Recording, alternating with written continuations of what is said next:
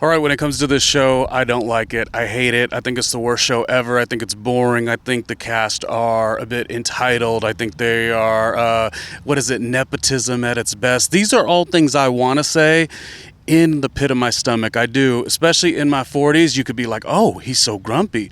But you know what? I actually like Next Gen, the Bravo reality show. This is a shock to even me. Being a grumpy in my 40s type of guy, you know, with all the hard work that I've done. I've always worked 9 days a week. There's only 7, but I always work 9 because you have to grind and work hard. So when you see a show like Next Gen where they're just throwing money at everybody, you're just like upset. I thought I would hate the show. Season 1 took a little bit of a slower start. And now season 2, this cast, they're off to the races. Let's break it down. Next Gen, NYC, how great this reality show is. And it feels like it's kind of getting bigger and better, even though on paper, I would have said, cut it. I don't want to see this kind of show. As Valerie Cherish would say, I don't want to see that. Okay, real quick, randomly Ronnie Jr., grumpy, old, been working in radio for 150 years, it feels like. If you want to support what I do, there's over 1,500 episodes, you should know that. But if you want to support what I do, patreon.com/randomly Ronnie Jr. Once again, patreon.com/randomly Ronnie Jr. And what you should know, too, is as I'm sitting here basking in the sun, and I know the visual isn't as good as maybe you'd like it because the sun is cascading on me. I'm sitting in a park, just really enjoying and embracing the elements is actually what you should be doing, especially during summer.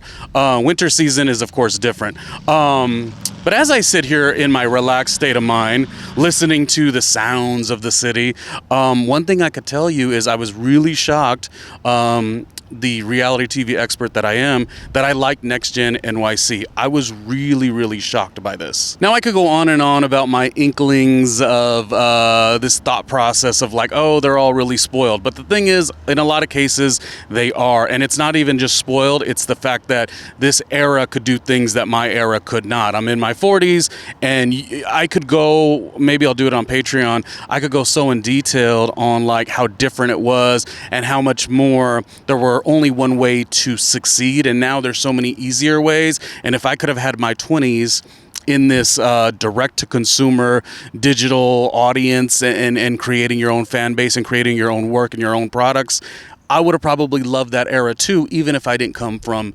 a huge amount of wealth, which is what a lot of these cast members have. So I say all that to say that it is, on the outside looking in, a bit struggling because, you know, you have to like express your own challenges. But I was excited with Next Gen NYC that I was able to be like, okay, it sucks for me.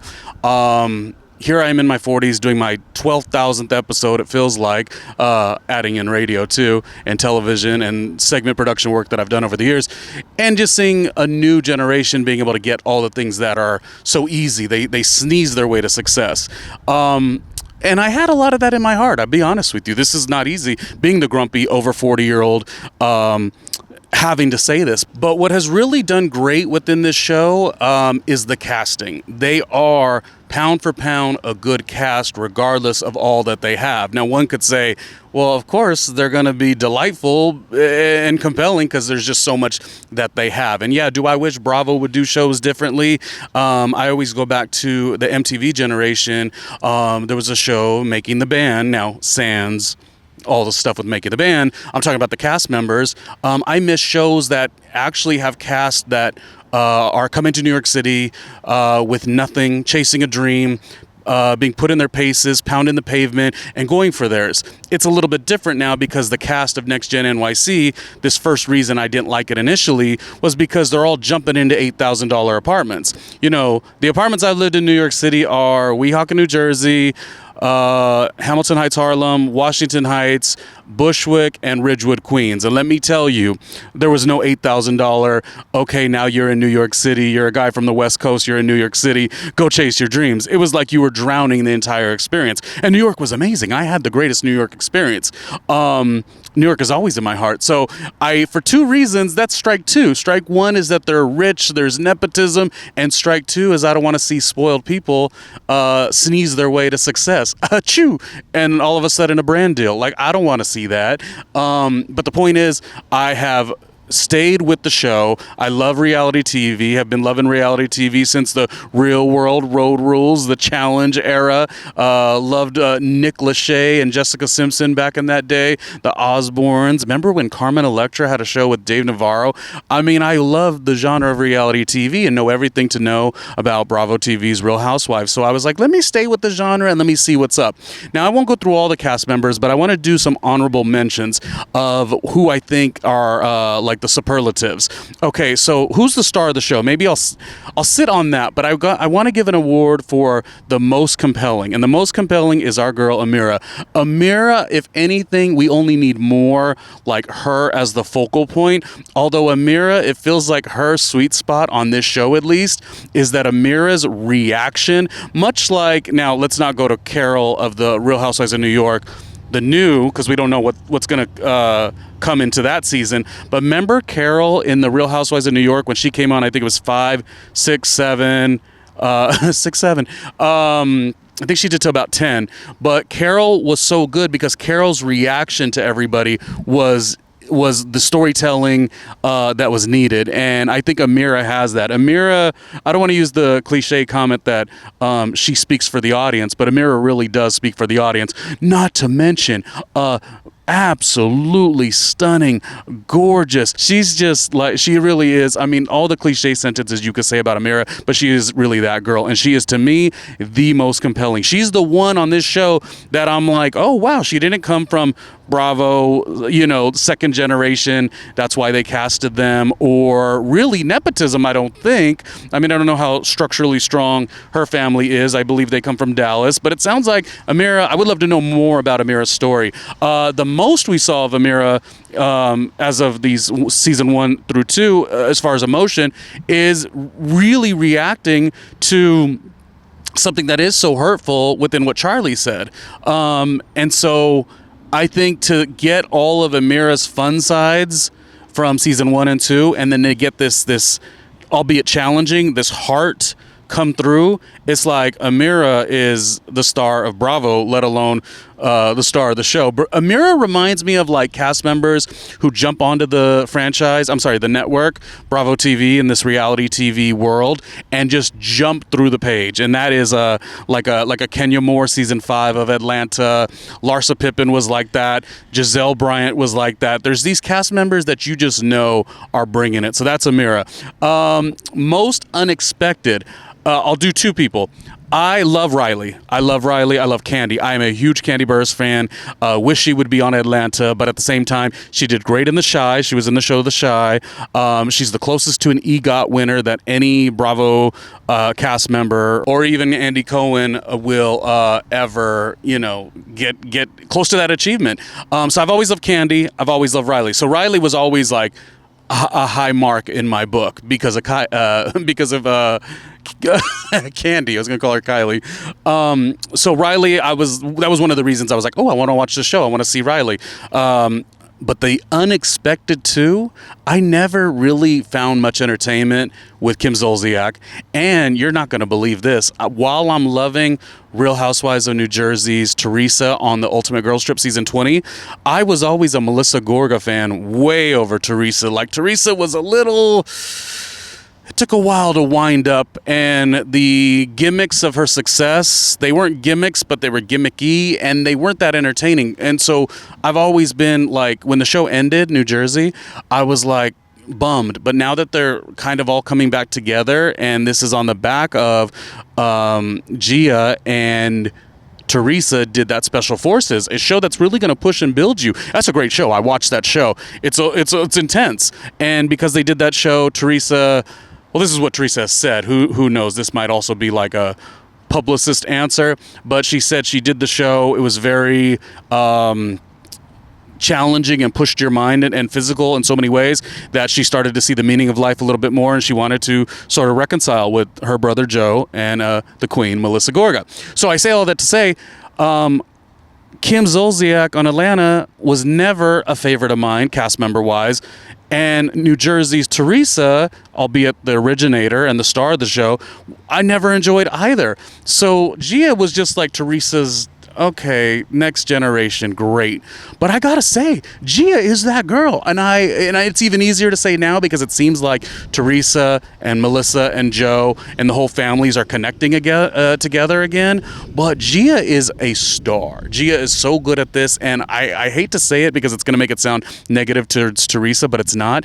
But Gia is so different than her mother, and I feel like I blindly would watch the show, and because she always had to go up for her family, she wasn't able to really be seen in maybe the best light. But Gia, to me, has a head on her shoulders that is on point, and she is so good at this show, and she doesn't feel like she's putting on, she doesn't feel contrived as you would think she might be, because she is a reality TV expert in the way of like doing this for so many years.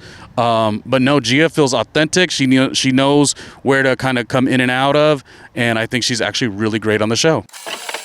So yeah, my two most unexpected, no one's asking me, who am I? Ronnie Jr. Patreon.com/randomly Ronnie Jr. support. But I would say that those were my two most unexpected. I could not believe it. Gia and Kim Zolciak's daughter. What is her name? Kim. No, Kim is the lady. What's the daughter's name? Hudson's ex-girlfriend or still girlfriend. Who knows? What is her name? Why don't I know Kim's? Ariana, right? Is it Ariana? Arian? Is it Ariana? Is it Abigail? Well, Abigail Zolciak is really good. She's really entertaining. Or is her last name Bierman? Anyways, those two, Kim's daughter and Teresa's daughter, as they're finding their way in New York City and New Jersey in their early 20s, it makes for great TV. It really does. Okay, so this goes without saying, the biggest pot stirrer is Georgia. Georgia is the kind of cast member that you don't enjoy. She gets under your skin, but necessary for the show. I don't particularly like Georgia. I think Georgia runs around too many times on the show. Coming from the delicious and gorgeous, exquisite Upper East Side, talking about, I'm self-made, I didn't have nothing. Like, the thing is, like, a lot of these cast members, they'll just, like, you know, they'll look at another person or a category of person and they'll be like, well, I didn't have what they had, you know, a yacht and, you know, 5 homes and a vacation. I didn't grow up like that, but I did grow up on the Upper East Side. Like, this self-made wannabe, like, is just crazy. And again, this is coming from somebody who's lived in squalor, New York City apartments, you know, basement apartments, tiny studio apartments. Like, if you want to get busy and talk about self-made, like, do embrace and understand your connections and whatever. So Georgia gets under my skin because she wants to be Miss Self-Made. Georgia, you're not self-made, but she wants it to be. She does better at being maybe unbathed because she's leaning into, like, she made Riley upset that first season with the not cleaning of her hands, and now she's like completely like, who's to say showering is even ethical? I mean, Georgia's crazy. So while I don't love Georgia, she is she's a laugh. She's hilarious in many ways. Oh man, who would have thought this? Shy might be the star of the show. Okay, I'm gonna say Shy is the star of the show because he just is letting it all flow. He's letting it all fly. It is just so fun. I mean, there is certainly something to be said about the way he portrayed and was received season 1 versus season 2. I love a humorous reality TV moment. A lot of times reality TV from its early years to now, it's all been in the space of like so polarized, so quick, so fast, and I think goofy reality TV makes sense, and awkward and him being a fish out of water is perfect. Him being kind of uncool, which makes him more cool, and he's got his silly business that may or may not go. I love all of that. Shy is the star of the show. And you know, the bias that I have. Didn't Shy start the show with Dylan? Now, I must say, don't ask me, just a grumpy old over 40. That damn Dylan and the work Dylan does. Dylan belongs on the show. Why did Dylan leave the show? But Dylan, I believe, was one of the reasons connecting Shy to the show. Maybe Shy was connected through Riley. I mean, it's a show. They're all basically casted. But I think just this newness of like Dylan leaving the show and Shy being that guy of the show and all these awkward moments, they do make you as a viewer want to watch the show. Now, I don't know if Shy does well off the show. Like, is he good, in the vertical and the reels and the TikToks and all those things? Maybe not, because his punch is a little slower. His delivery is a little slower. But me, I like it. I feel like it's very compelling in a lot of ways. Okay, so the next person, a quick honorable mention is Hudson. I'm going to tell you why. Hudson is not on the show that much. And while I sometimes could roll my eyes, see, I don't roll my eyes on nepotism in general. That is just what it is. Where I roll my eyes is nepotism in the vein of like, oh no, I still created this on my own. I still self-made. That is what I don't like. And what I'm going to tell you with Hudson, what I feel, Hudson leans in. He's not arrogant in any way, but he comes from a lot of money. And he's cool as all can be. He's awesome. He's fun. He's like, yeah, I got a good life. What you want to do? I like Hudson for owning that.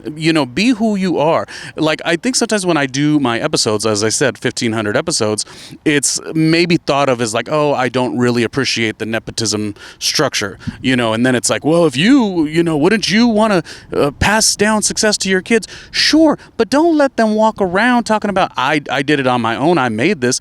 No, it isn't a bad thing that you're connected, your family members are connected, and they can make a call to a CEO, or your family members are connected and they could provide economic wealth into your product, and you will do better than the next person. Just own that, because when you don't own that, you make the other people look like they're a fool in a way.